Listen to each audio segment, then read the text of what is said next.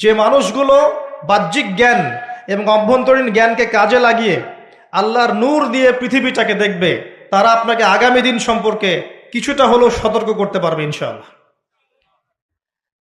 আর আমি অনেক দিন বলেছি, বাহ্যিক নলেজ আপনি বই পড়ে পেতে পারেন, আলেম ওলামার সোহবতে গিয়ে পড়তে পারেন, কনস্ট্রাকটিভ সিলেবাসে পড়াশোনা করলে করতে পারেন, কিন্তু ইন্টারনাল নলেজ আল্লাহর পক্ষ থেকে আসে। যখন আসবে, কখন আসবে? যখন আপনার কলবের মধ্যে আল্লাহর নূর থাকবে। নূর কখন থাকবে?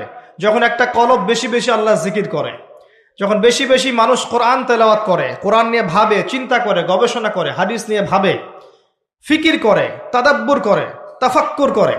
যখন একটা কলবের মধ্যে হিংসা থাকে না, বিদ্বেষ থাকে না, রিয়া অহংকার থাকে না, লোক দেখানো বিষয় থাকে না, দুনিয়ার প্রেম থাকে না, মোহ থাকে না, তখন কলবের মধ্যে নূর আসে। এই নূর যখন আসবে, তখন আপনি খিজির আলাইহিস সালামের মতো দূর পর্যন্ত দেখতে পারবেন ইনশাআল্লাহ।